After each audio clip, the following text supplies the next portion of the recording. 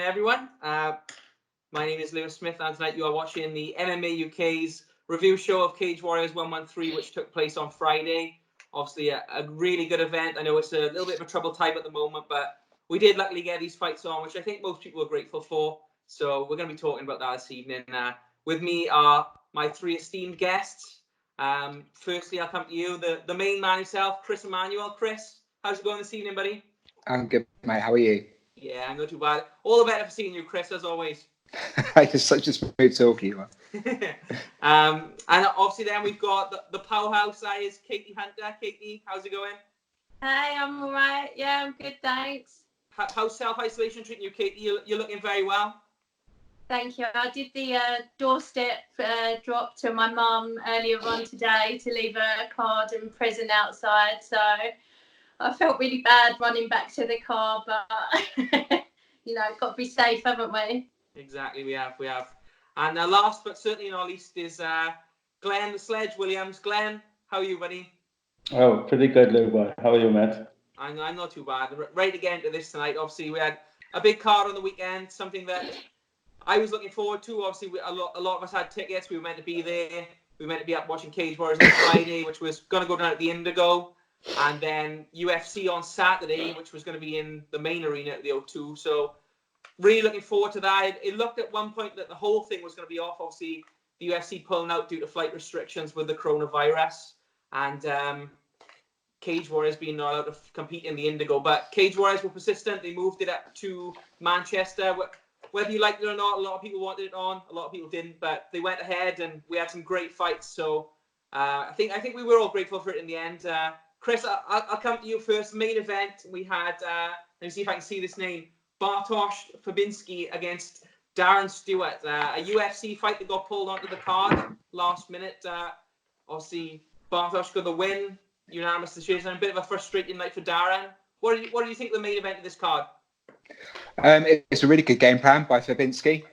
He said beforehand that all he wanted to do was just go and take Stewart down and grind him out, and that's what he did for 3 rounds. And the best bit of the fight for me was Stewart's elbow in the first round, where he just sliced open Fabinski's head.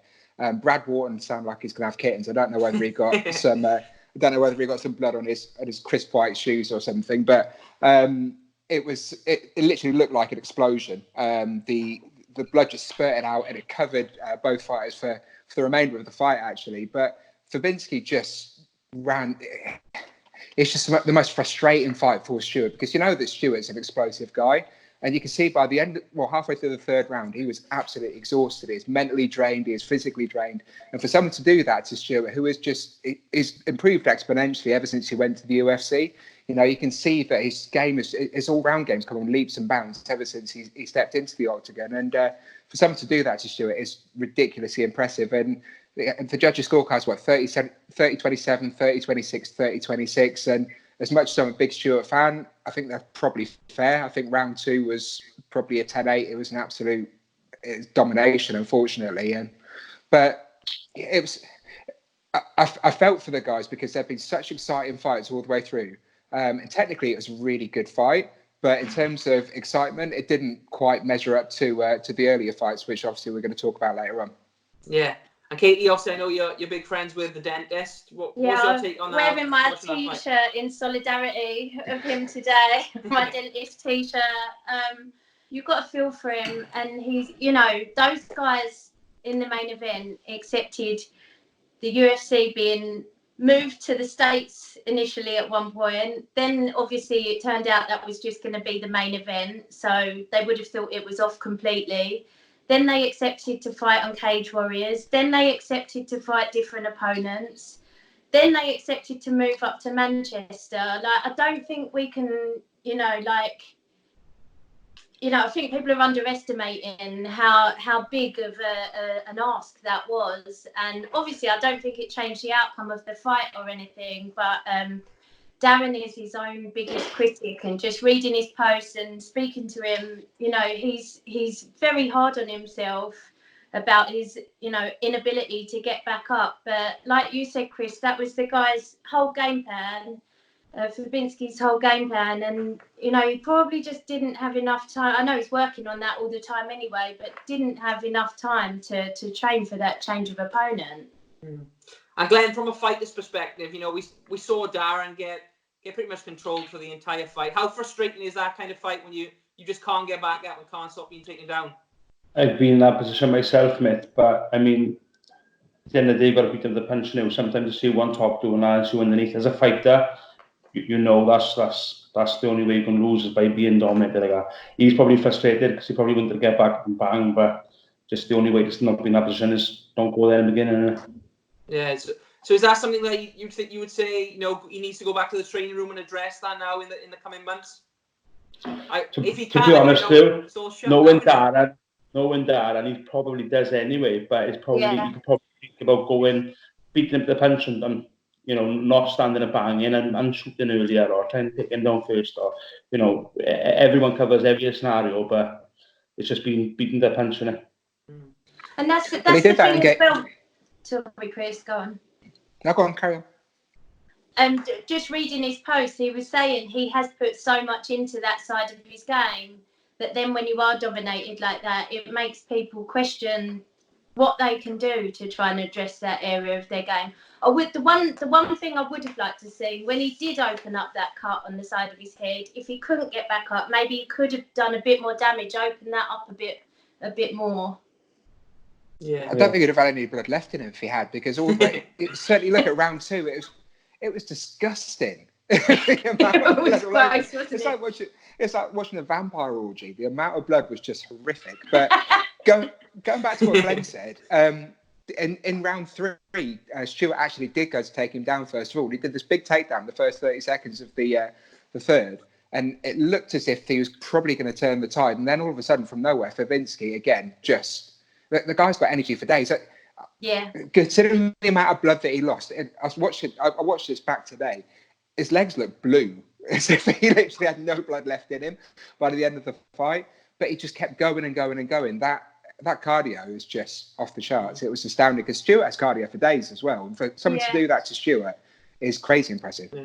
Chris, I tell you what I wanted to ask you as well. So I know when we talk about UFC fights, right, we always say like three losses, and it's a big deal. Like, you could end up getting cut. You don't want to take losses in the UFC if you can help it. But with that fight being scheduled on Cage Warriors, do you think that's kind of like a freebie for the guys who are on there? Do you think? And not only that, but what do you think of those guys going onto a Cage Warriors show? Do you think that's a positive thing or a negative thing for them? I would hope it's a free pass because of, like Katie said, the amount of change that they had and everything they've had to deal with. And plus, there's the mental anguish of having to deal with the fact that you're going into an arena, which, okay, it's got a lot. It doesn't have a full crowd in it, but it's still got all of the staff in there. It's still got all of the other fighters in there as well, all of the other coaches. We're supposed to be socially distancing, which isn't easy for me to say with the list. Socially distancing ourselves at the moment. And it will have a mental effect on you. So I would hope that the UFC take that into account when judging this fight. As for the fighters going on to Cage Warriors, I think it's a really smart deal by Cage Warriors. They clearly have a very good relationship with the UFC. I expect the UFC compensated them in some respect for having that on there, which probably helped cover the cost of the loss of the crowd, because that was virtually sold out, wasn't it? Yeah. So it was a very smart business deal, probably by both parties. UFC kept their fighters active, which to a degree they're contractually obliged to do. Cage Warriors had probably some financial assistance for putting that on. And obviously Stuart's fought there before, so it was it was good work all round, I thought. Yeah. It was so awesome seeing him come out in his dentist mask again. I mean, a bit topical anyway. I hope everyone knew that he used to wear that as the dentist, but it really just says it all about that Reebok deal, that people can't have their personality shining through in their walkouts for the UFC. But yeah, I'd love him to be able to wear that for the UFC. Maybe they could get him a little Reebok branded one. Yeah, maybe. I don't see it happening, but you know, like you said, it's nice to see. It's nice to see, isn't it? It is nice to see the personality coming through. Speaking of personality coming through, the main reason I wanted to do this card tonight was for the next fight, the co-main event of the evening. Obviously, Mason Jones versus Joe McColgan for Cage Warriors lightweight belt. A massive event for Mason, a massive event for the whole of Wales, really. Obviously, Mason getting an absolutely magnificent KO in the first round. Glenn, I'll come to you first. What did you make of Mason's performance on Friday night? To be honest, I thought it would have been finished later in the fight because I thought Mason would have broke him down. He's a bit of a grinder, but he grinds people down by striking. Now, I know McColgan's fought my coach, and his leg kicks are savage. So I thought you'd be trying to leg kick Mason be checking, and it would have been battle leg kicks, I thought, until the later fights. But the striking on both of them was brilliant. It was really good. When it was in the clinch, trying to strike dirty boxing in the clinch, I thought technically, it didn't look amazing, like it wasn't a bang fest. The technical dirty strikes was really good.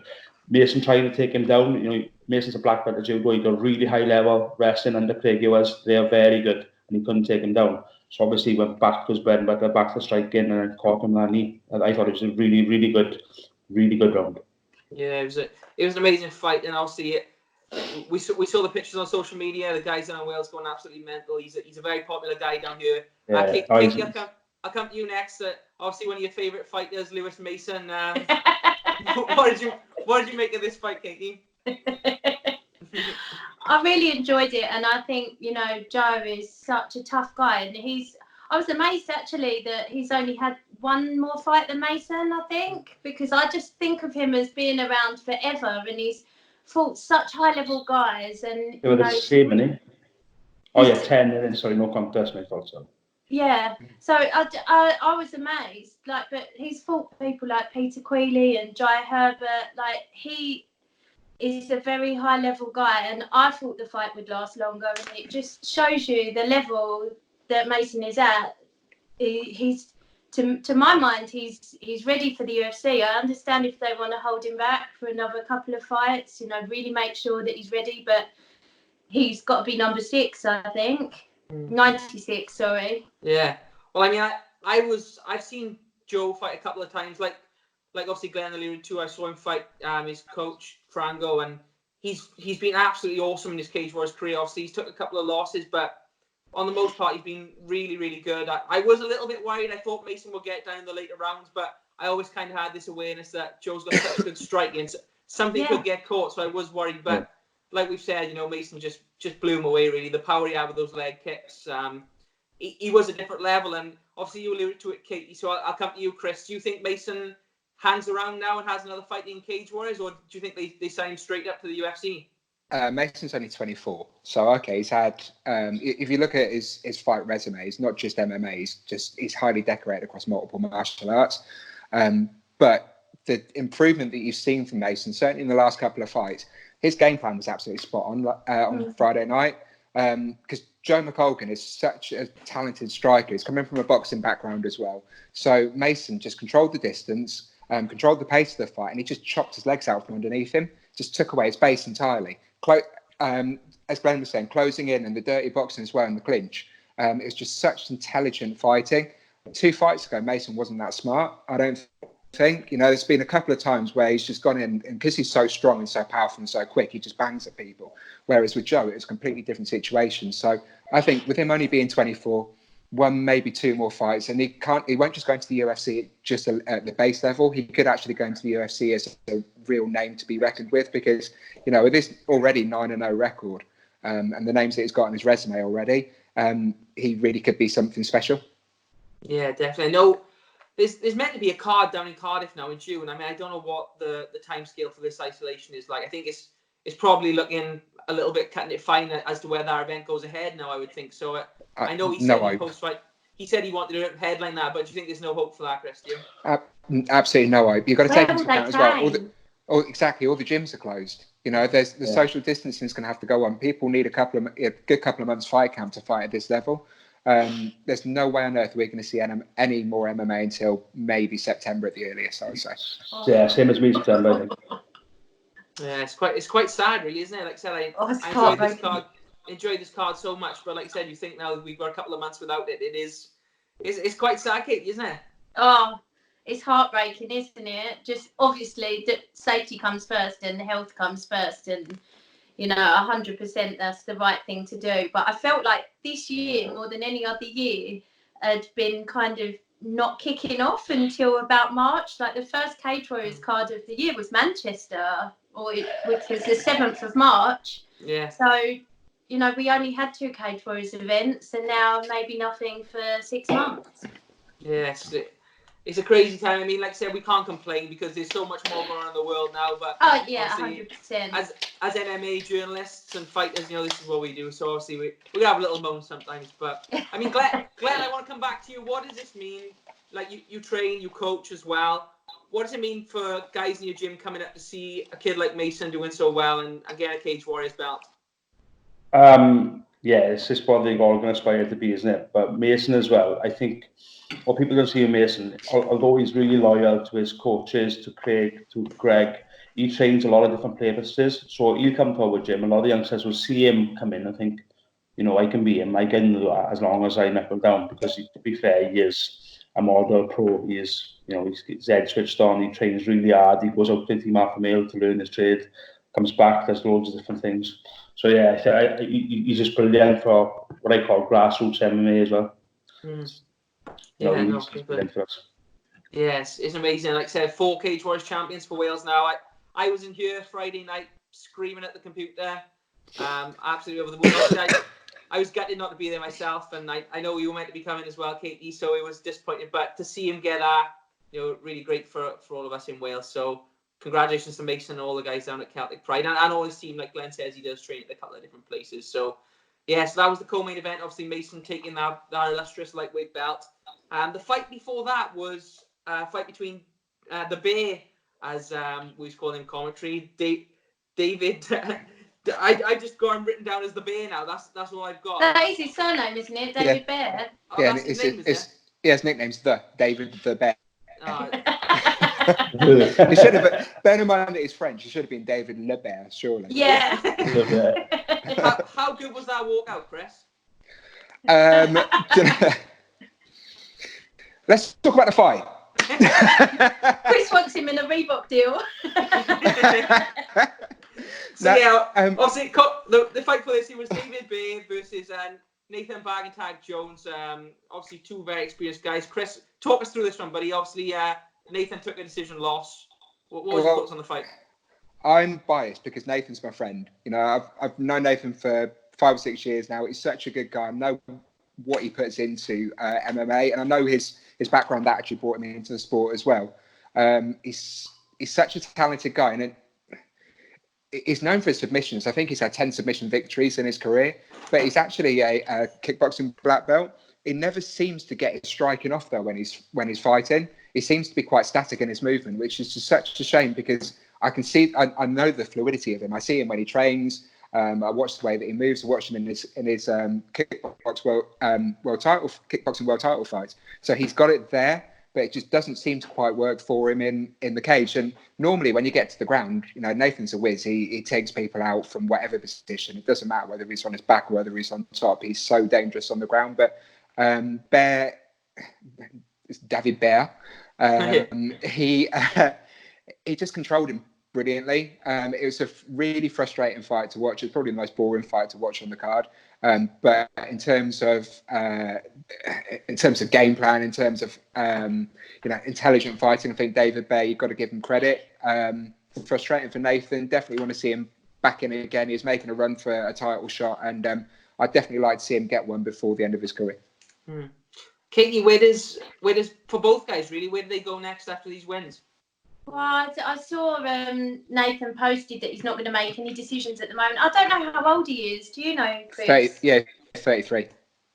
Okay, so he's not, you know, he's got a few years left in him. I'm sure, like, once he calms down and gets over the disappointment, he'll want to carry on. I know he's got a lot of other things, you know, going on as well, though, but I'd like to see him back in there. I know he wanted to go on a run for the title. I don't know whether he would be better off just having like some fun fights with some big names. Like, I'd like to see him fight someone that shows off his style. That I think the 3 frustrating fights of the night were that one, the Darren Stewart one, and Chris Edwards, where they just couldn't get up off the ground, and it was just so frustrating for all of them, and you could just see it in all of their faces that they were just so disappointed they didn't get to display the skill set that they'd been training for such a long time. And I mean, I know from just BJJ sparring how annoying that is. I can't imagine once you've put that much into a fight camp how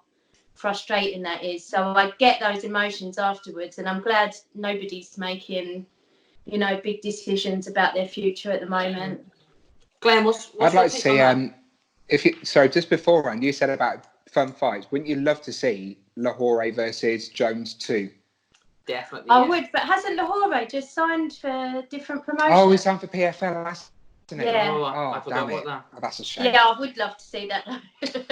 One thing I would say as well for Nathan, like the welterweight division at the moment, it's not that packed full of big names. Like obviously you've got the champion Ross has just gone.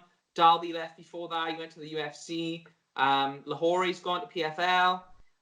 You know, there's definitely a place if Bagentag could put a few wins together. There's definitely a shot of the title. There's definitely a way back for him. Yeah. Well, he'd won his last two, hadn't he? You know, Yeah. if that would have been 3 on the bounce, would have been surely a title shot. Yeah. Glenn, I want to ask you, because something Katie touched on was, you know, how frustrating performances like that are. As a fighter, you take a loss like that. How do you sort of bounce back and respond to that? I don't mean to contradict Katie, but I feel as part of MMA, if we don't like wrestling, then stick to K1. I'm sorry, but that's what I feel. It happened to me. My first loss with Logan, he just held me on the floor, and to be fair to me, smashed my face in. But it happened. I was overpowered, and I was just held on the floor. And I knew that's the only way I could lose to him. Because if he stayed on the feet and had a fun fight, then he could have lost. But on the floor, I wouldn't have beat him. So it's part of MMA. I mean, loads of people moan who can just box or come on, stand and bang, and they know that's the only chance they've got to win. And if you want to fight MMA, then learn every aspect of MMA, in my opinion. Yeah, fair play. Glenn, just a little sidebar there. When are we going to see you back competing again? Because you've been out for a little while, haven't you? Yeah, I've been coming up to a year now in June. Initially, I was meant to be fighting on the Cage Warriors Academy. That was agreed last November. Then I sprained my ankle. I went on a piss. Frango shouted at me. Then I broke my toe. I went on a piss. Frango shouted at me. And then I did my back in. And guess what? I went on a piss. And Frango pulled me out then. So I'm still struggling with the back injury now. As soon as it comes, we was going to fight in roughly about July, I'll be ready, sort of thing. So whatever show's ready after July, I'll probably, depending on what happens with COVID-19 now, I'll be ready at the end of the summer. Yeah, you going to be fighting amateur or jumping up to pro then? No, I wouldn't. I wouldn't. Possibly another 1 or 2 amateur. I don't think I'll be going pro, though. I think my body can't take much more of it. You know, I trained. I was in camp for 2 years, trained proper for 2 years. I didn't have an injury. Now I'm picking them up almost every session. Yeah, it's tough, isn't it? Yeah, especially after leather my body with rugby for years. So, no, fair play. Well, look forward to seeing you back in anyway, Sledge. I know that's a bit of a sidebar there, but I know it's been a while, and wanted to just get that in. And I really miss being in camp, mate. I'm a far better person in fight camp, and I miss being that focused. So at the moment, I'm just enjoying my. I'm with you. What's everybody drinking tonight? Got the old vino on the go. Dark fruits. Dark fruits, Chris. Water. Oh, Chris is the only sensible one. There we are. So that takes us into the next fight, which was a fight a lot of people had looked forward to on this card. Paddy the Baddie Pimlet against Decky Dalton. Obviously, Paddy's been out for a while. He's been struggling to get a matchup. His last one, obviously, with Joe Giannetti fell through because Joe didn't make weight. A long-awaited one. We didn't think this was going to go ahead, obviously, through the week, so it was a lot of kind of stress for Paddy, I think, throughout the week. We've seen from his Twitter, and obviously he came in, got the job done, first round ground and pound. Katie, I'll come to you first on this one. How did you think about Paddy's return? Well, it's just really important for him to get back in there, get some cage time and get the win. I wish it had lasted a bit longer. I think Decky Dalton, if he'd put a whole fight camp into fighting Paddy, you know, would have done better. I think from what I got from the commentary, he last fought 2 weeks ago. And did he fight at 145 when he fought 2 weeks ago? So not ideal for him. And to be fair to him, he really gave it a good go of escaping once Paddy got on top of him. But he was never getting out of there. Once that body triangle was on, it was just fait accompli, I think. Yeah, he's very good from that position, Paddy, and obviously a very decorated. I wish he'd got a bit more cage time, though. I think he could have done with a bit more of a test, like maybe a proper lightweight, but he would have taken anyone, wouldn't he, just to make sure that he was on that card. And Chris, what was your take on this fight? And obviously, Paddy, he has been waiting a long time. I know they say you don't get paid for overtime, so I suppose on one hand you'll look at that as a positive, but what did you take of this match? I was really, really happy for Paddy because he's had so much time out and he's had injuries, he's had the pull-outs. It's just been problem after problem for him. And it seemed there was conversation a few years ago about him being the next big thing to come out of the UK. I remember him being on the Ariel Helwani show. And at that point we were thinking, yeah, surely he's going to go off to the UFC. And I think he had a bit of a suspect win against the American guy who'd been on turf. I can't remember his name. Yeah, I don't remember that guy. Could have gone either. Julian Arosa. That's the one. Pop back in. Could have gone Juicy either J. way, that one. Juicy J, that's it, Juicy J.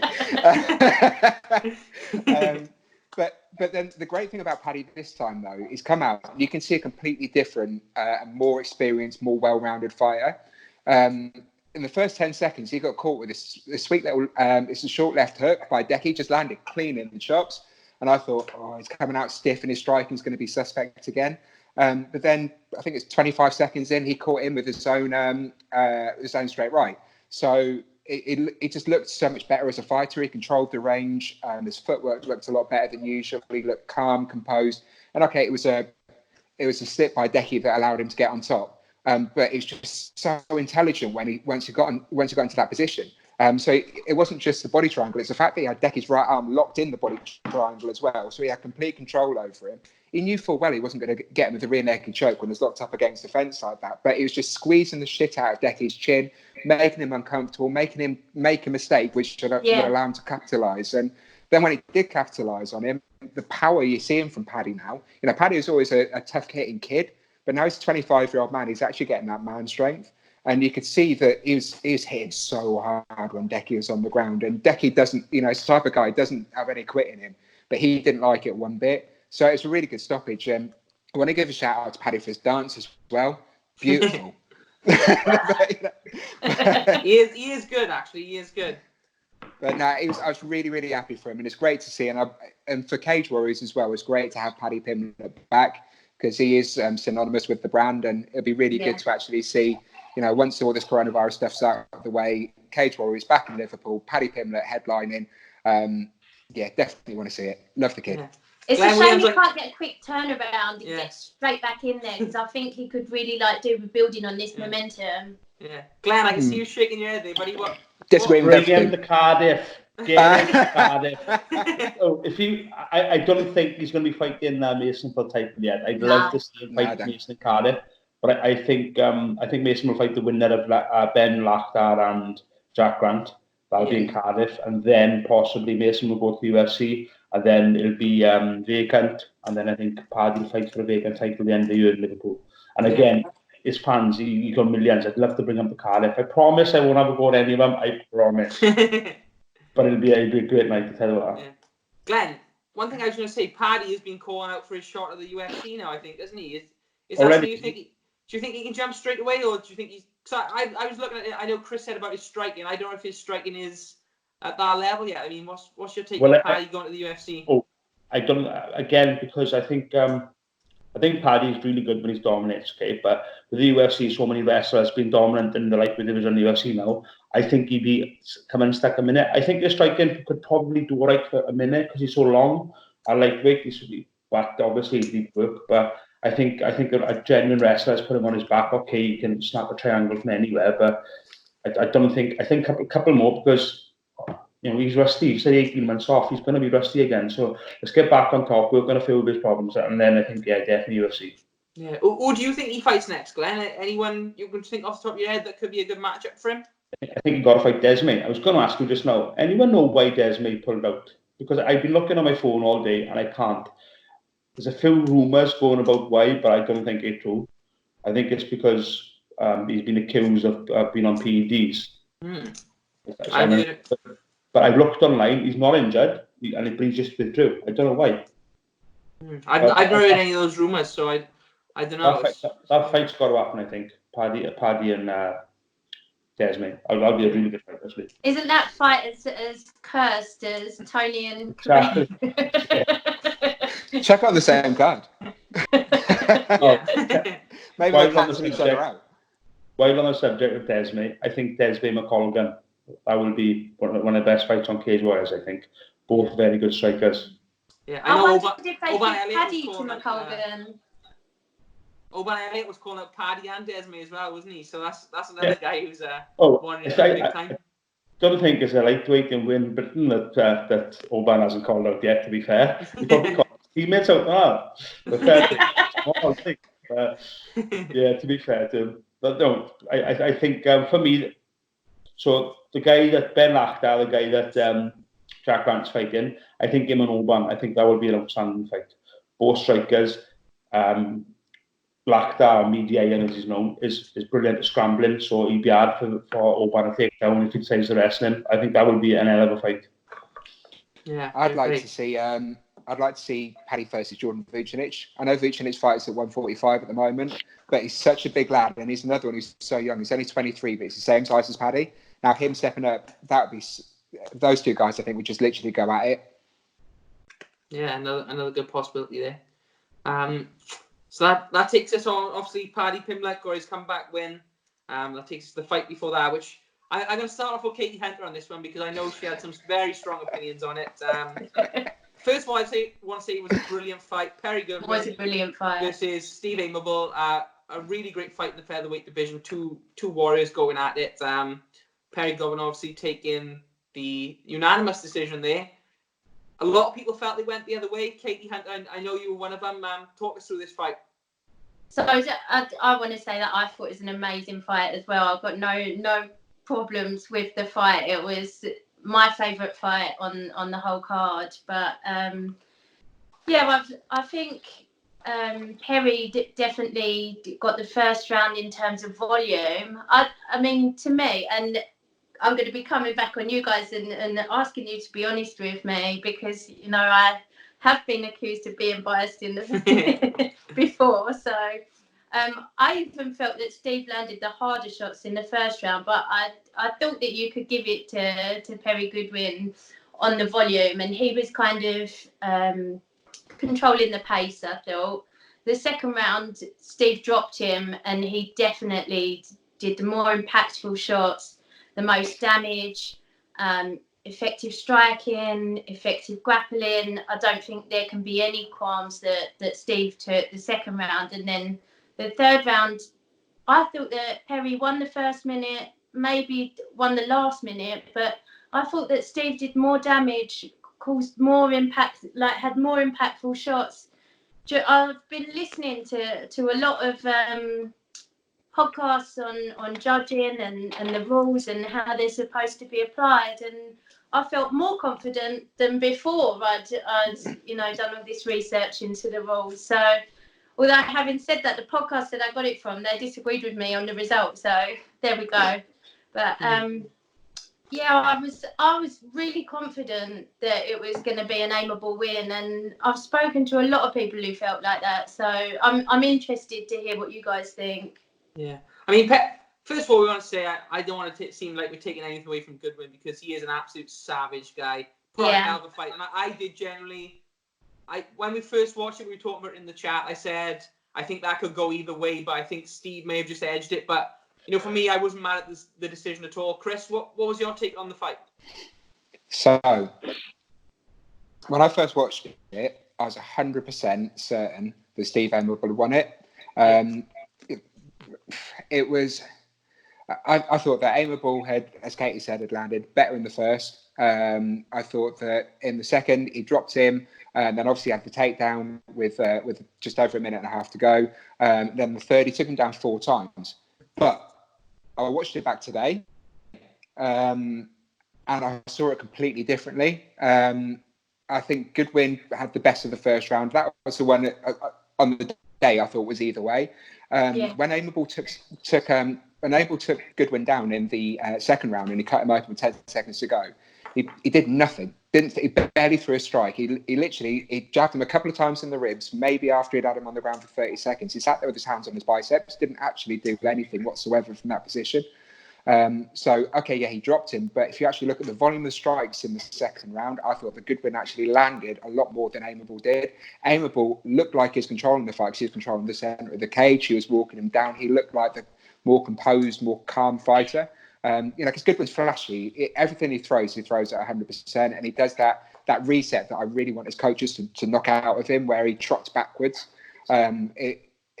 He looks, everything he does looks like it's for effect. But if you actually look at the volume of the strikes that landed, I think that he probably landed just a few more. And then looking at the third, Aimable had 4 takedowns. He did nothing with any of them.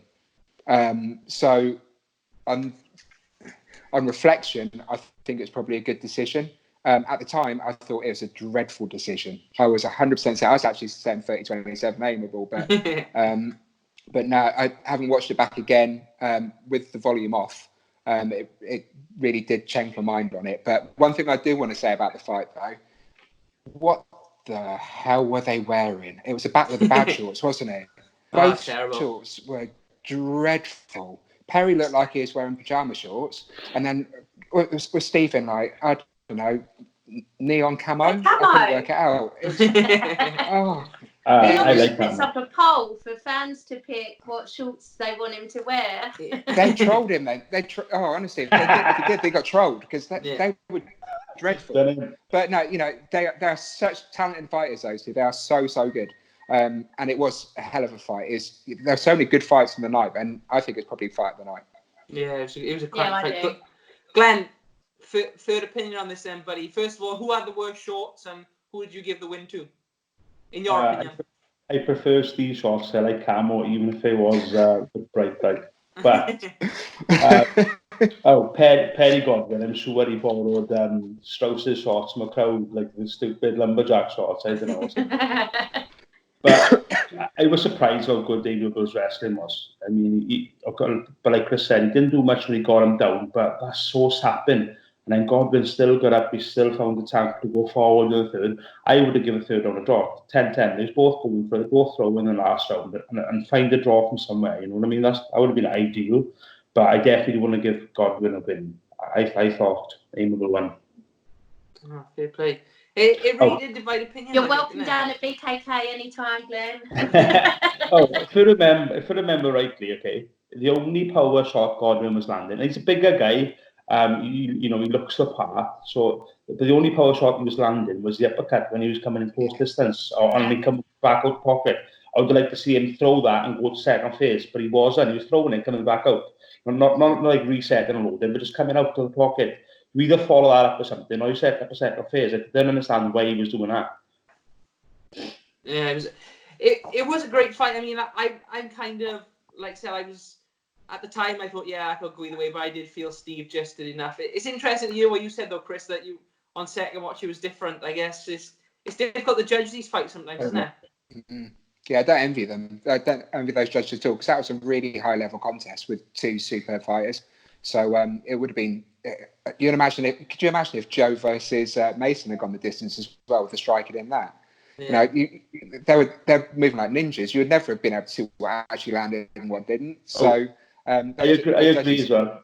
I agree as well. Sometimes watch it again without the commentary, because even though I was a neutral, I didn't have any favoritism. You can get swung by the emotion of the commentators, by something that's going on. And then if you watch it back a second time with a different eye, perhaps you might see things you didn't see the first time. Or like I didn't realise that Chris said that it was 4 takedowns and he didn't do nothing for 30 seconds. That's a big difference. If you watch it again, you're like, okay, perhaps he's right. But are you just thinking that because you know what the result is, though? Possibly, yeah. Do you know, did Chris? I'm not questioning you in any way, Chris. But do you think perhaps it's a subconscious thing, where you're thinking, okay, Perry did win that fight, and now you're kind of looking for a reason to give it to him, perhaps? Is that a reason you might score differently? No, I don't think so. I went into the fight wanting Goodwin to win. I like him. I think that if he tightens up his game, there's a lot to come from him. And he obviously he's a younger fighter as well. Don't get me wrong, Aimable's a great fighter, but Perry was Perry's style I find attractive to watch. So when I watched it back today, I tried to be as critical as possible, just to see why he did win. And yeah, it's so different when you haven't got that emotion coming through you, and it's so different when you're actually properly studying what people are doing with the takedowns as well. And Kate was saying, judging, but with the new judging system, in the old judging system, you'd be able to pick someone up, drop them on their ass, and if you can sit on top of them for 3 out of 5 minutes, then you're going to win the round. Whereas now, unless you actually do something effective with it, then you're not going to win the round. And Perry Goodwin popped up 4 times out of 4 in that third round. And in the second round, when Steve took him down, 1:25 on the clock, and I think it was maybe 35 seconds left before he threw any types of shots to his body. And it was only with 10 seconds left that he cut him open. So he did so little with it. And if Perry's landed more shots in that round, he's going to take the round regardless of the fact that Steve finished in a dominant position. Yeah, it's interesting. Back to what you're saying about he popped back up, but he didn't do anything. What I'd like to see change is, okay, if you're a dominant striking, you win the striking, and effective grappling, etc., etc. When he goes back to wrestling, I feel if I've tried taking you down 3 times and you've scuffed the attempts, I feel you will win in the wrestling. But it's not. They just cancel each other out. If I take you down once, because I've made a positive wrestling attempt, then I'm winning the wrestling. But I feel no. I've tried taking off 4 times. I've only been successful once. I think you should be winning. If you defended 3 takedowns, I think that should change, because like a lot of people are brilliant at defending, but all right, they might get taken down once and then I don't know, stuffed 4 attempts, but they classed as not winning the wrestling because they got taken down once. I think they should change that. Yeah, that's an interesting take actually. I never really because in that as sense. far as I'm concerned, wrestling isn't just takedowns. It's being able to stop takedowns. It's being able to control you on the floor. It's all different aspects, isn't it? It's not just the takedown. A lot more to wrestling than that. So I feel they should readdress that. And then whoever's if I stop you taking me down 3 times, and then you only get 1, why are you winning in wrestling? I've stuffed 3 attempts. I suppose a lot of it is about control as well, isn't it? If you're stopping the takedown and defense, you're not necessarily controlling the other guy. You're just stopping him doing what he wants to do. So I don't know. Yeah, you're stopping him. That's a good question. I don't know. I'd have to have a think about that a little bit more and sort of maybe come back to you on the next one. But I mean, Katie, what do you think is next for both of these guys now? Obviously, you're a big fan of Steve. You've watched a lot of Perry as well. What do you think is next for both of these guys? Well, I think what's tough for Steve to take was that this fight had big title implications. Whoever won was putting themselves right back in the mix. So obviously Steve's last fight was the title fight against Mads. He's now walking away from this with 2 losses. So he's got to fight his way back up that division again. For Perry, he's right in the title mix. He probably needs 1 more fight before he gets that title shot. And it depends really, doesn't it? Like what's happening with, does anybody know if Mads is injured or why Morgan was supposed to be fighting for the interim belt? No idea. Nothing. Because I don't know. So Morgan was supposed to be fighting Banovic for the interim title. Perry could potentially fight him for that title. I don't know. I reckon he probably needs 1 more. That was his first fight at featherweight, so I think he probably needs 1 more. But he's right in it to beat Steve Aimable, who was the last title challenger. That's got to put you straight in the mix, I think. Yeah, definitely. And that obviously takes us on to the last fight we plan to talk about tonight, which was Conor Hisnett versus Darren O'Gorman. Now this was a crazy fight. I mean, I'm going to come to you first, Chris. Obviously, we got a knockout win from Hisnett. He'd been in a little bit of trouble before that. I mean, talk us through this fight, Chris. Well, basically, it's entire one-way traffic all the way through the fight until Conor Hisnett decided to throw this overhand right hook haymaker from hell, and just landed it clean on O'Gorman and just dropped him. It was crazy. You got to feel for O'Gorman because he did everything right. And okay, yeah, he probably did burn his legs out at the end of the second, as the commentators were saying, and also as Hignett's coaches were saying as well. So he was a little bit shaky, but he'd even landed a couple of decent left jabs on Hignett. left hooks on Hignett literally just before Hignett caught him, and the guy's just made of rock, isn't he? His head's made of rock because he's took these 2 shots, and you can see he wobbled a little bit, but then from nowhere he just threw this massive shot, and poor old Gorman just didn't know what hit him, and he must be thinking still now, how the hell did I lose that fight? Because he won it everywhere beforehand. Okay, there's the heel hook attempt at the end of the second, but he dominated that fight up until he got knocked the F out. Yeah, definitely. Katie, is that they were the biggest comebacks in Cage Warriors, do you think? It's got to be up there, hasn't it? I just hope that's not going to haunt him forever, that, he had so many opportunities to finish that fight and just couldn't quite get it done. Even when he was pulling on the head at one stage in the triangle, I thought that, his face was turning red, and I thought, surely that's it. And I just think when he goes to sleep at night, I hope he's not replaying that in his mind, just driving himself nuts, that it was there for the taking. And then, oh man, you got to feel for him. Yeah, it was a crazy fight, wasn't it? Glenn, talk us through it, Glenn. What is going through your head, and how tough is Hignett to get through all those submission attempts, all those shots? What's going through this guy's head when he's in these bad positions to keep coming back? First of all, I wonder if he would have taken that punch if he hadn't gassed his legs. I wonder if he would have taken that shot straight away in the first round. But, obviously, I if I'd been amateur, okay, and when he switched from the triangle to the arm bar, and he had his hips off the floor and he was opening his arm, I think the ref would have stepped in and stopped that without him tapping, because his arm was clearly bent in half. Yeah. You know what I mean? So for him to come back from that, the point there's some people, if he snapped his arm, people would have said, the ref should stop that. But because he come back, it's clear the fight isn't over until it's fucking over, is it? To be fair, sorry. But to be fair, he was really good. But yeah, once he popped his head out, you can see he was going forward. Obviously, he got up on the floor to start that last out. It was brilliant. I really enjoyed it. Really good.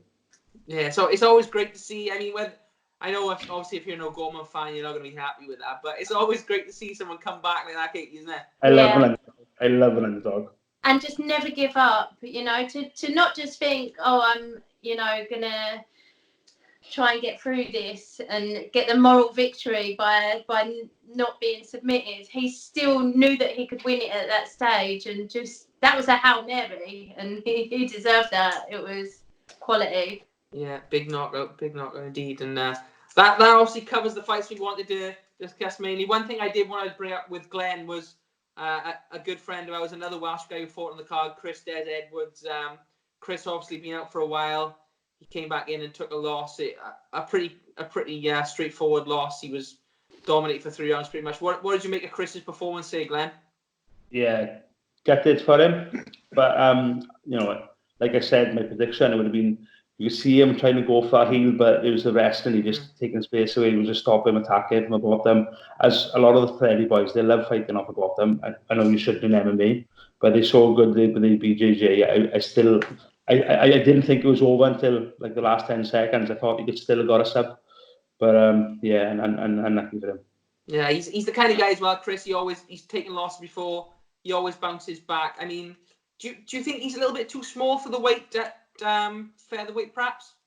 Yeah, but again, he struggles to make weight at bantamweight, doesn't he? But for me, Chris always fights better as well, the better the opponent. I mean, his fight against Bouland, I absolutely loved that fight. He was there or thereabouts. Bouland was one of the best in the division at the time, I felt. But yeah, I think he'll be fine. I think he can come back from it. Yeah, I'd keep him a featherweight. I'd keep him a featherweight. I think it's better than that. Yeah. No, Chris, he's that guy. He always pops back. He really is an amazing competitor. So we look forward to seeing him in there again. And he's been out a while as well. I want to point that out. He had just over a year off. So look forward to seeing Chris get back in there again when this all blows over.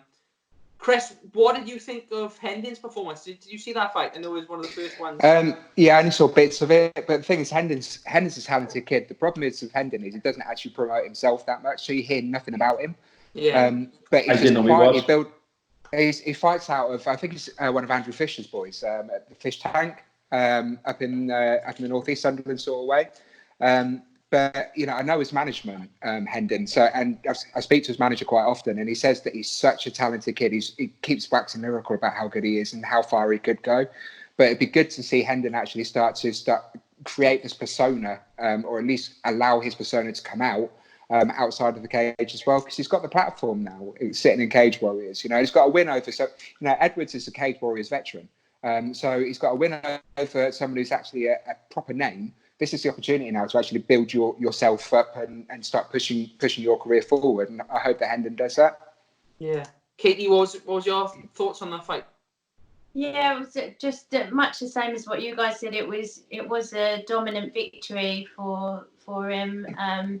Chris, I've tried to interview Hendon before, and he's it just, whatever his personality is, doesn't come through that much. But it was a strong performance, and every time I've seen him, he's won, but he's someone that you kind of forget about afterwards, because there's not much on him in between fights, I guess, is why.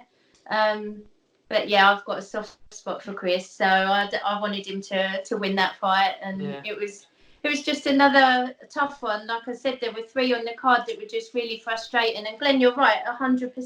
It's MMA, and people need to be well-rounded in all areas of the game and have answers for that. But when you're bloody stuck on the bottom and you're just getting kind of thrown around, it's just a long 15 minutes, isn't it? It is. But I'm a massive wrestling fan at the moment. I think it's dominant in the sport, and everyone is it, whether on the bottom, on the top, or whatever. But I'm hoping it's going to do the full circle again, evolve back to striking, but I can't see it for a while. Yeah, no, I think you're right. But I think one thing we should make note of here as well is that we need to give Hendon a little bit more of a push next time. We try and get him on for some interviews, I think. Is that? Yeah, good idea. That's not. Got to ask you, Chris. That ending, has he got a judo background or a wrestling background? Because I was really impressed with his control.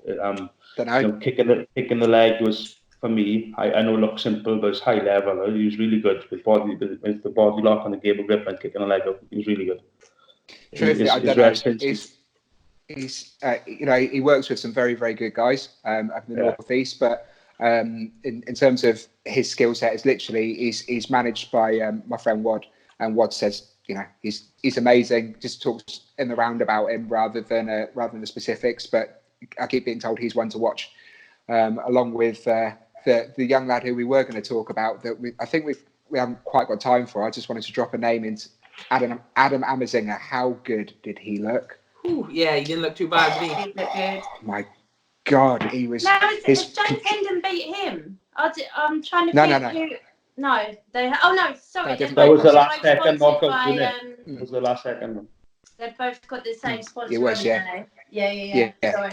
Yeah, both full reptile. They're both in the same camp, same management company. Sorry, but Adam, he went out and he trained at Tiger Muay Thai because he couldn't go and train with his brother Dean in Shanghai because of the coronavirus issue. But then he came back and he trained with someone who I manage, Aaron Lele, because Aaron was supposed to be fighting a shock and awe. And you can. Aaron actually lost to Adam 2 years ago on Cage Warriors. It was kind of the making of Aaron. But he was just talking about how good Adam was going to be in this fight. And I thought, he's just talking about it because it's his mate, his training partner.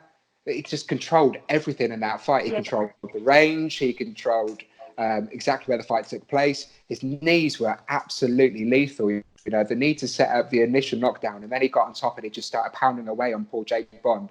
And then the need to finish it as well. It was like a walk-off knee finish. Yeah. Absolutely brutal. And, I was a big fan of his brother Dean years and years back when he first went on to Tough 9, I think it was. I think Adam's going to outstrip Dean. I think he's going to go further than him because he's every bit the star, that kid. Yeah, definitely. Yeah. And it was a big stoppage, a big win for him coming back. And another one we should shout out just quickly as well is Aidan Stevens. I know obviously we got a big Scottish fan base who want us to mention that fight. It was a great dominant performance by him. Katie, do you want to just speak a little bit about Aidan because it was a great win, wasn't it? It was fantastic, wasn't it? He just, God, he did the way that takedown just looked so effortless for him, and then it was just all one-way traffic. I do feel sorry for Jack. They were both supposed to have other opponents. Aidan was supposed to be fighting one of my teammates, Emra, and I would love to see that fight for him again, being made.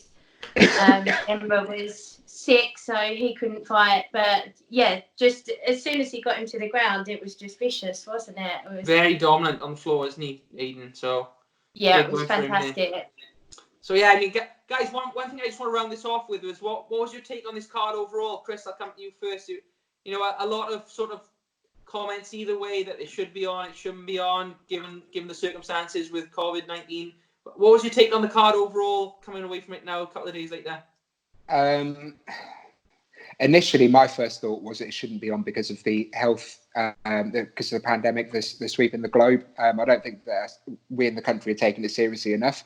I still don't think we are now. However, I am so pleased it was, because it was so entertaining that. You know, bearing in mind the amount of work that they had to do, they had to move the venue, they had to keep rematching people. There's pressure about whether they'd even be able to have it on, because Wood Boris actually announced that he was going to cancel all events, prior to the actual event happening. For all of that to still go on, and for them to put out a quality card like that with banger after banger after banger, and it's not as if it was just first round knockout rolling the next guy. It was highly talented fighter against highly talented fighter, and I think people underestimate the role of a matchmaker, and we're blessed in the UK to have two world-class matchmakers. Obviously, you've got Ian Dean and Cage Warriors, and then you've got Drew Samuel over at Bellator. These guys, their eye for talent and the way that they can actually craft a fight, we are so lucky to actually have that ability in the UK. So, huge hat off to Cage Warriors. They put on a fantastic event. Even though the place was empty, I still think they managed to create an atmosphere as well. I'll even give credit to Wharton for that, for his unbelievable rules. But he always works well with Josh Palmer, and I thought he worked really well with Daniel Strauss as well. I thought that they actually helped to create the narrative of the night and actually built up the event. So really, really good event, fantastic. And if it's the last event that we've got for 6 months, I think we're blessed. So they did superbly well. Yeah, Katie, did you enjoy the fights?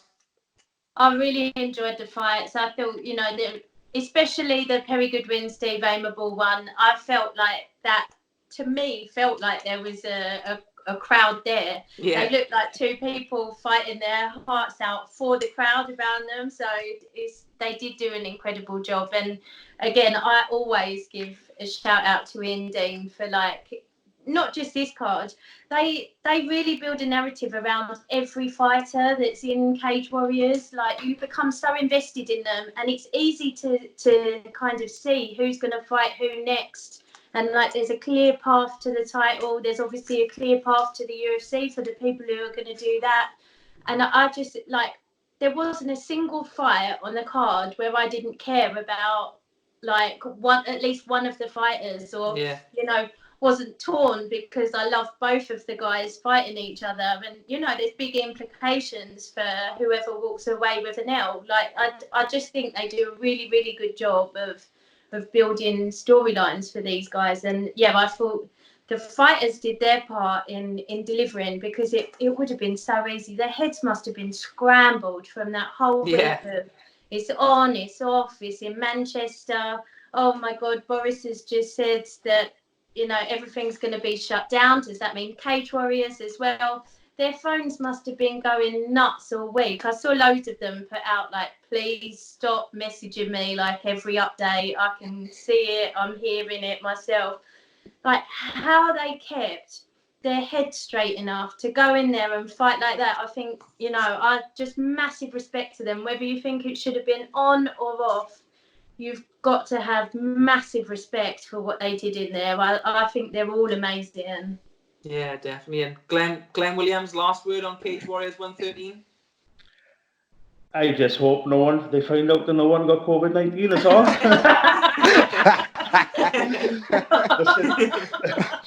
But one thing I will say, right? Being, learning to be a coach, or whatever you call it, apprentice coach, or whatever, I enjoyed listening to coaches, because a lot of them, you could see how emotionally attached they are, how educated they was, what they were looking for.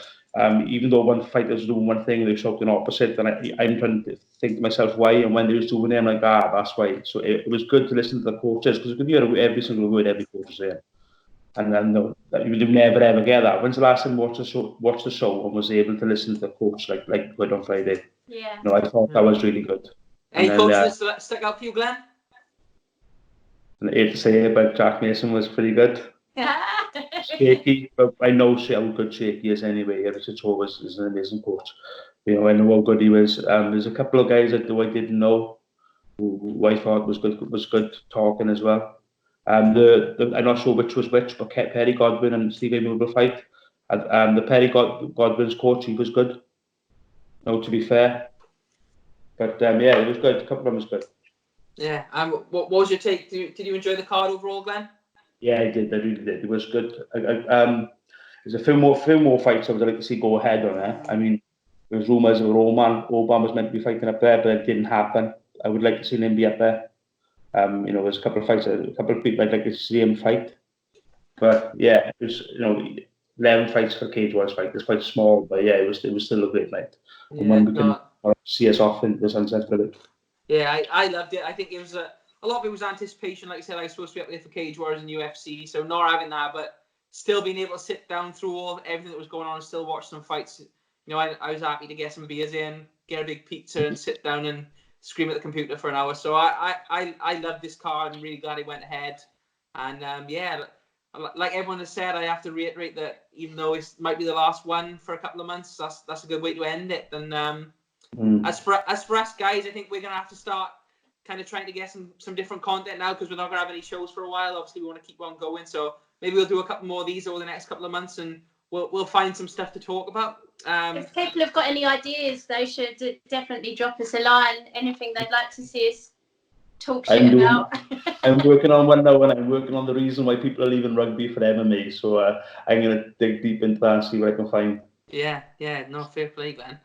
Guys, what are we all doing for the lockdown now? The next couple of weeks, we all working from home. We all still out and about. What's going on with you, Glenn?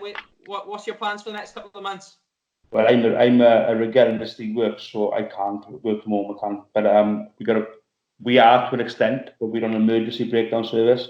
So tomorrow I got to go in and do a job in the morning. We got something planned for Tuesday, but there's no mingling in the canteen for dinner or anything. We go in doing the job. Once the job's done, we coming home. So stay away from as much social activity as possible. Because obviously in the mess rooms and stuff, we sit with the boys and me. So we go from them. I had my boy on Saturday. As horrible as it sounds, it's possible it could have been the last time I'm going to see him for a bit. Because obviously he won't be able to go up with his family, take him out or whatever. So it's tough. It's a tough time for everyone. And Katie, I know you're a bit of a social butterfly. What's the next couple of months going to be like for you? Step behind closed doors. Well, I think we're going to have to do more of this and more wines over Skype, I think. You from home at the moment working, or? Yeah, I'm working from home. So I've got like a corporate job in London. So we're all logged in from home and I'm working from my conservatory. So I hope it doesn't start raining because it leaks in there. So Lee's were you in the house for the next couple of months, is he? Yeah. And Chris Manuel, what's happening with you, buddy? Well, Katie and I both work in the same sector, so I'm working from home as well. But very much like Glenn, I had my little girl not this weekend,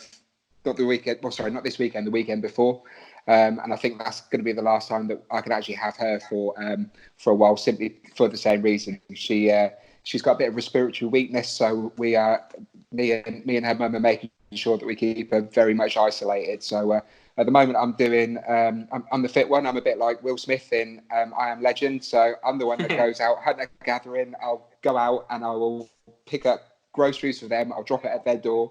Step back for 5 feet to make sure that I don't actually breathe on my child. Say hello to her, and then off again back home. So hopefully that'll work, and we can keep everyone safe. And hopefully I won't go full, Leonardo DiCaprio on the beach and start smearing my excrement on the walls because I'm not actually having physical contact with people for 3 months. But I'm missing cuddling people. I really am. Yeah. It's weird, isn't it? Even a handshake. You don't have physical contact with someone for so long. It's just the strangest of things. But yeah, the elbow there. Yeah. So me and my girlfriend went for a walk today and we was doing that. Sorry, Chris. When we was getting all out and walking past people. Mad. And I just want to give a shout out for Chris there. That's the first time I've heard someone compare themselves to Leonardo DiCaprio and Will Smith in one sentence. So only Will Smith in. Always modest there, Chris. I try, Lou. I try. Well, guys, thank you for joining me tonight. Obviously, it's always great catching up, but I think we'll definitely try and do more of these. Guys, please like, share, retweet, do whatever you're going to do with this. Please keep watching us and sharing our stuff, and obviously we can keep making more then. Until next time, guys, thank you very much, and I will see you all soon. Take care. Cheers, Rob. Thank you. Cheers, guys. Stay safe.